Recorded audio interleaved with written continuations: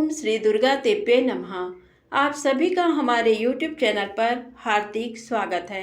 आज हम जानेंगे शीतला माता की उत्पत्ति कैसे हुई, शीतला माता कौन है और शीतला माता की पौराणिक कथा।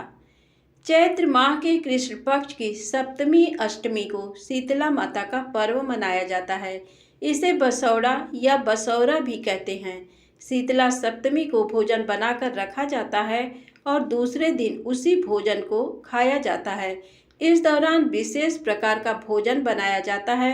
कहते हैं कि इस देवी की पूजा से चेचक का रोग ठीक होता है। आइए जानते हैं कि कौन है शीतला माता। स्कंद पुराण के अनुसार देवी शीतला चेचक जैसे रोग की देवी हैं। ये हाथों में कलश, सूप, मार्जन, झाड़ू तथा नीम के पत्ते धारण किए होती हैं तथा गर्दभ की सवारी पर अभय मुद्रा में विराजमान है। शीतला माता के संग ज्वरासुर, ज्वर का दैत्य, हैजे की देवी, 64 रोग, घेटुकर्ण, त्वचा रोग के देवता एवं रक्तवती देवी विराजमान होती हैं। इनके कलश में दाल के दानों के रूप में विषाणु या शीतल, स्वास्थ्यवर्धक एवं रोगाणुनाशक जल होता है। कहते हैं ये शक्ति अवतार हैं और भगवान शिव की ये जीवन संगिनी है। पौराणिक कथा के अनुसार माता शीतला की उत्पत्ति भगवान ब्रह्मा से हुई थी। देवलोक से धरती पर माता शीतला अपने साथ भगवान शिव के पसीने से बने ज्वरासुर को अपना साथी मानकर लाई थी। तब उनके हाथों में दाल के दाने भी थे। उस समय के राजा विराट ने माता शीतला को अपने राज्य में रहने के लिए स्थान नहीं दिया तो माता क्रोधित हो गईं। उस क्रोध की ज्वाला से राजा की प्रजा को लाल लाल दाने निकल आए और लोग गर्मी के मारे मरने लगे। तब राजा विराट ने माता के क्रोध को शांत करने के लिए ठंडा दूध और कच्ची लस्सी उन पर चढ़ाई। तभी से हर साल शीतला अष्टमी पर लोग माँ का आशीर्वाद पाने के लिए ठंडा भोजन माता को चढ़ाने लगे। स्कंद पुराण में इनकी अर्चना स्तोत्र को शीतलाष्टक के नाम से व्यक्त किया गया है।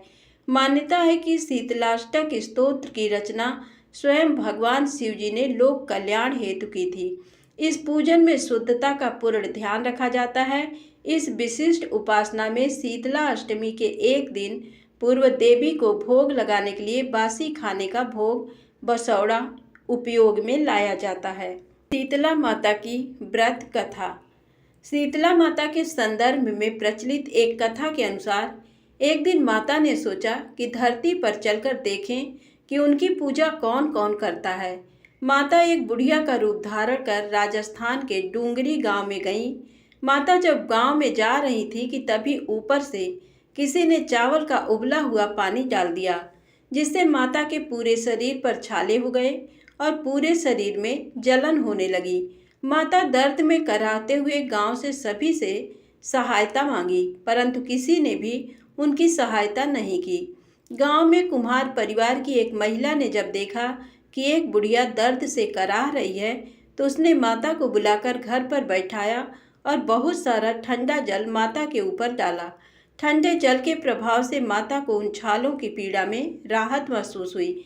इसके बाद कुम्हारिन महिला ने माता से कहा कि मेरे पास केवल रात के दही और राबड़ी रखी हुई है, आप इनको खाएं। रात के रखे दही और ज्वार की राबड़ी खाकर माता को शरीर में बहुत ठंडक मिली। इसके बाद कुम्हारिन ने माता से कहा कि आपके बाल बिखरे हैं, लाइए मैं इनको गूंथ देती हूँ। जैसे ही वह महिला माता शीतला की चोटी बनाने लगी तो उसे बालों के नीचे छुपी तीसरी आंख दिखी। ये देखकर वह डर कर भागने लगी। तभी माता ने कहा, बेटी डरो मत, मैं शीतला माता हूँ और मैं धरती पर ये देखने आई थी कि मेरी पूजा कौन करता है। माता शीतला अपने मूल रूप में प्रकट हो गई। कुम्हारिन महिला शीतला माता को देखकर भाव विभोर हो गई। उस कुम्हारिन ने माता से कहा, माता मैं तो बहुत गरीब हूँ, आपको कहाँ बैठाऊँ, मेरे पास तो आसन भी नहीं है। माता मुस्कुराते हुए कुम्हारिन के गधे पर जाकर बैठ गई और झाड़ू से कुम्हारिन के घर से सफाई कर डलिया में डालकर उसकी गरीबी को बाहर फेंक दिया। कुम्हारिन के निस्वार्थ श्रद्धा भाव से प्रसन्न होकर माता ने उससे वर मांगने को कहा। कुम्हारिन ने हाथ जोड़कर कहा, माता आप वर देना चाहती हैं तो आप हमारे डूंगरी गांव में ही निवास करें और जो भी इंसान आपकी श्रद्धा भाव से सप्तमी और अष्टमी को पूजा करें और व्रत रखे तथा आपको ठंडा व्यंजन का भोग लगाए, उसकी गरीबी भी ऐसे ही दूर करे। पूजा करने वाली महिला को अखंड सौभाग्य का आशीर्वाद दें। माता शीतला ने कहा, बेटी ऐसा ही होगा, और कहा कि मेरी पूजा का मुख्य अधिकार कुम्हार को ही होगा। कहा जाता है कि इसलिए ही माता शीतला को ठंडा बासी भोजन और शीतल जल प्रिय है। आइए सुने शीतला माता की दूसरी पौराणिक कथा। शीतला अष्टमी का व्रत करने से संक्रामक रोग, त्वचा रोग, फोड़े, चेचक, बड़ी माता, छोटी माता आदि से मुक्ति मिलती है। अष्टमी के दिन शीतला माता को बासी पकवानों का भोग लगाते हैं और विधि पूर्वक माता की पूजा करते हैं। व्रत के नियमों का पालन करते हैं। ऐसा करने से शीतला माता प्रसन्न होती हैं और आरोग्य का आशीर्वाद देती हैं। शीतला अष्टमी की पूजा के समय शीतला अष्टमी व्रत कथा का पाठ करते हैं, जिससे व्रत का पूर्ण लाभ मिलता है। शीतला अष्टमी की पौराणिक कथा के अनुसार एक राज्य के राजा का एक ही बेटा था। उसे चेचक शीतला निकली थी। उसी राज्य के एक गरीब परिवार के बेटे को भी शीतला निकली हुई थी। वह परिवार माँ भगवती की पूजा करता था। उस परिवार ने शीतला के समय जिन भी नियमों का पालन किया जाता है, उन सब का ध्यान रखा। घर में बिना छौंक के सब्जी बनती थी। भुने या तले हुए खानों और नमक पर पाबंदी थी। घर के सभी लोग ठंडा खाना ही खाते थे। ऐसा कुछ दिन तक चला और उस परिवार का बेटा स्वस्थ हो गया। दूसरी ओर राजा के बेटे का रोग ठीक नहीं हो रहा था। राजा ने सतचंडी का पाठ शुरू कराया। रोज गरम स्वादिष्ट भोजन बनते थे। भुने और तले हुए भोजन खाया जाता था। मांस भी बनाया जाता था। राजा का बेटा जो भी जिद करता था वह पूरी कर दी जाती थी। इनके सबके कारण राजा के बेटे के शरीर में फोड़े हो गए। उसमें खुजली और जलन होने लगी। जो उपाय किया जाता उसका कोई असर नहीं होता। शीतला का प्रकोप और बढ़ गया। इन सबसे राजा परेशान हो गया। वह सोचने लगा कि आखिर इतने उपाय करने के बाद भी शीतला का प्रकोप शांत क्यों नहीं हो रहा है। राजा के गुप्तचरों ने उसे बताया कि राज्य में एक गरीब परिवार के बेटे को भी शीतला निकली थी, लेकिन वह कुछ दिनों में ही स्वस्थ हो गया था। तब राजा ने सोचा कि वह तो माता की इतनी सेवा कर रहा है, फिर भी उनका प्रकोप कम क्यों नहीं हो रहा है, उसका बेटा स्वस्थ क्यों नहीं हो रहा है। राजा ये सब बातें सोचते सोचते सो गया। उसके स्वप्न में शीतला माता ने दर्शन दिया। राजा से कहा कि वह उसकी सेवा और पूजा से प्रसन्न है, लेकिन तुमने शीतला के नियमों को तोड़ा है। इस वजह से शीतला का प्रकोप शांत नहीं हो रहा है। इसके लिए तुम खाने में नमक बंद कर दो, बिना छौंक के सब्जी बनाओ, खाने में तेल का प्रयोग न करो और सभी लोग ठंडा भोजन करें। बेटे के पास किसी को मत जाने दो। ऐसा करो, जल्द ही तुम्हारा बेटा स्वस्थ हो जाएगा। अगले दिन से राजा शीतला माता के बताए गए नियमों का पालन करने लगा। देखते ही देखते कुछ ही दिनों में राजा का बेटा स्वस्थ हो गया। प्रेम से बोले शीतला माता की जय हो। आइए सुने शीतला माता की तीसरी पौराणिक कथा। किसी गांव में एक औरत अपनी दो बहुओं के साथ रहती थी। उसकी दोनों बहुओं के एक एक पुत्र था। उसकी बड़ी बहू बहुत लड़ाका और गुस्से वाली तथा सबसे जलन रखने वाली थी, जबकि छोटी बहू बहुत संस्कारी और प्रेम व्यवहार वाली थी। एक बार जब शीतला सप्तमी का दिन आया तो उस औरत ने अपनी बहुओं से भोजन बनाने को कहा। बड़ी बहू ने साफ मना कर दिया। तब उसने छोटी बहू को भोजन बनाने को कहा। छोटी बहू को भोजन तैयार करने में रात हो गई। इतने में उसका बच्चा रोने लगा तो वह भोजन को बीच में ही छोड़कर बच्चे को दूध पिलाने के लिए लेट गई। दिन भर की थकान की वजह से उसको नींद आ गई और चूल्हा जलता ही रह गया।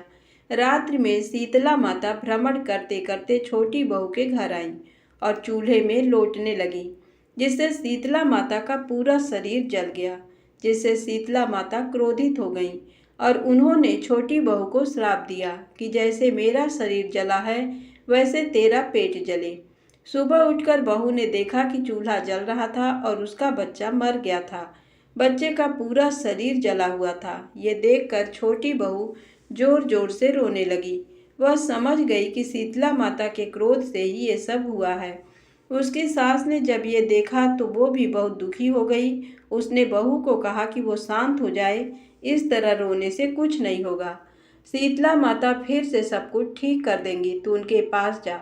ये सुनकर छोटी बहू ने अपनी सास का आशीर्वाद लिया और अपने मरे हुए बच्चे को डलिया में रखकर घर से निकल पड़ी। रास्ते में बहू को एक तालाब मिला। तालाब में पानी तो बिल्कुल लबालब भरा हुआ था, एक तालाब से दूसरे तालाब में समाता रहता था, परंतु कोई भी पशु पक्षी जीव जंतु इसका पानी नहीं पीता था। गलती से भी कोई उस तालाब का पानी पी लेता था तो उसकी मृत्यु हो जाती थी। छोटी बहू को वहां से जाते देखकर दोनों तालाबों ने कहा कि तुम कहाँ जा रही हो। तब छोटी बहू ने बताया कि शीतला माता ने मुझे श्राप दिया है, मैं उनसे क्षमा मांगने के लिए जा रही हूँ। तब दोनों तालाबों ने कहा कि बहन, हमारे तालाब का पानी कोई नहीं पीता, और अगर कोई पी लेता है तो उसकी मृत्यु हो जाती है। हमने कौन सा पाप किया है? कृपया उसका निवारण भी तुम शीतला माता से पूछ लेना। छोटी बहू ने कहा कि मैं जरूर पूछ लूँगी। छोटी बहू जब आगे गई तो उसे दो सांड मिले जिनके गले में पाट बंधी हुई मिली। ये दोनों हमेशा आपस में लड़ते रहते थे। छोटी बहू को देखकर दोनों ने पूछा कि बहन, तुम कहाँ जा रही हो? तो उसने कहा, मैं शीतला माता के पास अपने श्राप का निवारण पूछने जा रही हूँ। तब दोनों सांड बोले कि बहन, हम हमेशा आपस में लड़ते रहते हैं, अगर आपको शीतला माता मिल जाएं तो कृपया उनसे हमारे पाप का निवारण भी पूछ लेना। छोटी बहू ने कहा कि मैं आपके पाप का निवारण भी पूछ लूँगी। आगे जाने पर एक बुढ़िया एक बेर की झाड़ के नीचे अपने बिखरे बालों को दोनों हाथों से खुजला रही थी। उसने छोटी बहू को देखते ही कहा कि इधर आ, कहाँ जा रही है और इस टोकरे में क्या है? छोटी बहू ने बुढ़िया को अपना दुखड़ा कह सुनाया, परंतु बुढ़िया ने उसकी बात पर ध्यान नहीं दिया और अपने स्वार्थ की बात करते हुए कहा, अरे बेटी, जरा मेरा सर देख दे, मेरे सर में बहुत जुएं हो गए हैं। बहू ने बुढ़िया की गोद में अपने मरे हुए बच्चे को दे दिया और बुढ़िया के सर से जुएं निकालने लगी।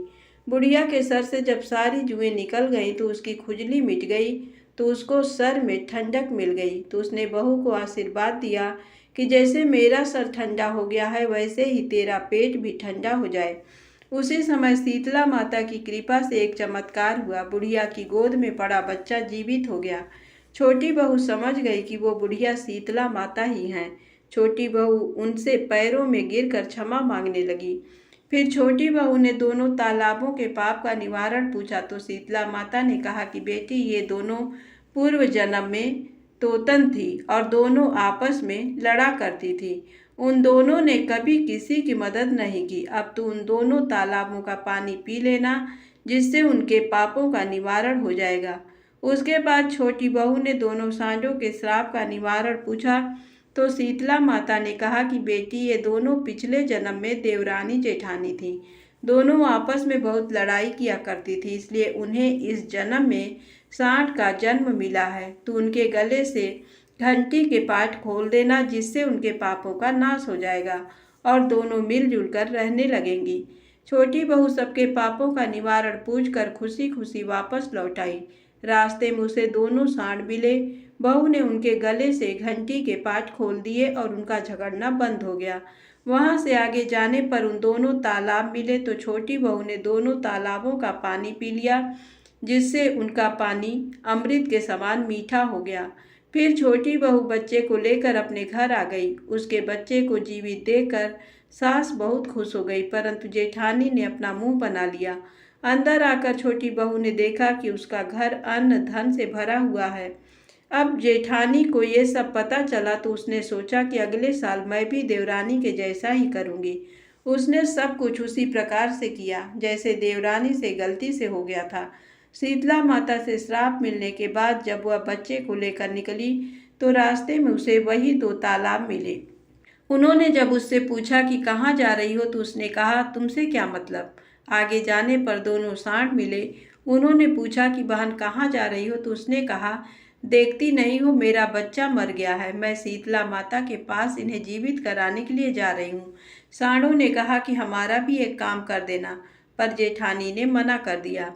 आगे जाने पर उसे बुढ़िया मिली। बुढ़िया ने उससे कहा कि बेटी, तू मेरे सर से जुएं निकाल दे। तब जेठानी ने उसको झिड़क दिया और कहा कि देखती नहीं, मेरा बेटा मर गया है।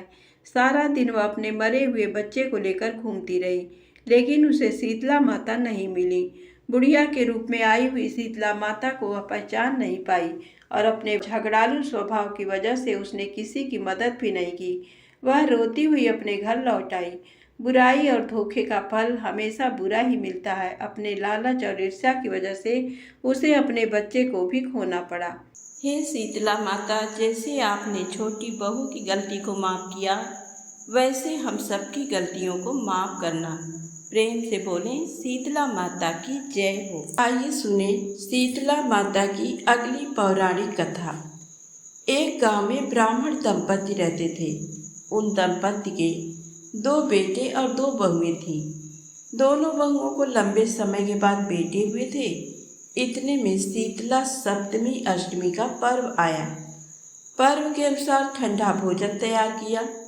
दोनों बहुओं के मन में विचार आया कि यदि हम ठंडा भोजन करेंगे तो बीमार होंगी। बेटे भी अभी छोटे हैं।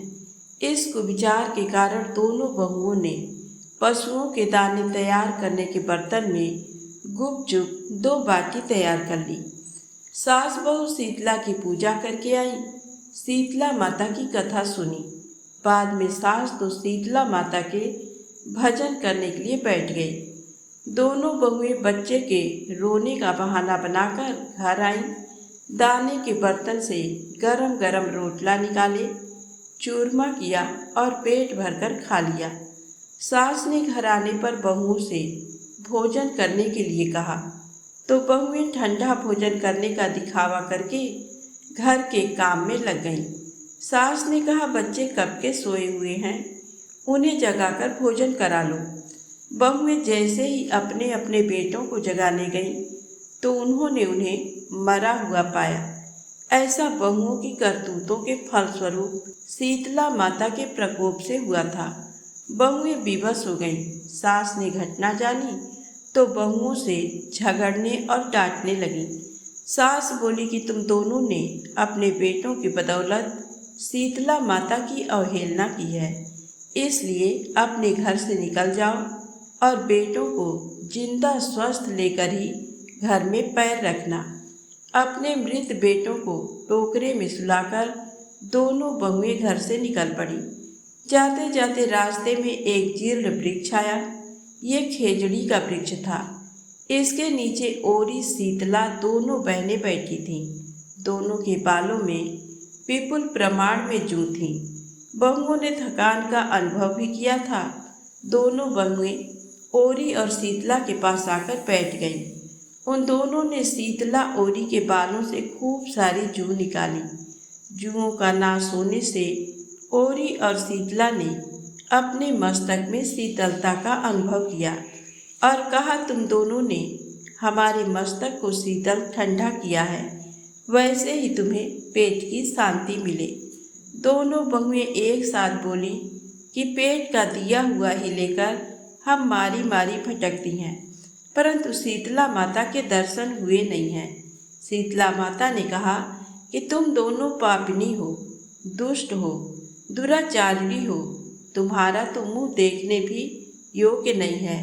शीतला सप्तमी के दिन ठंडा भोजन करने के बदले तुम दोनों ने गर्म भोजन कर लिया था।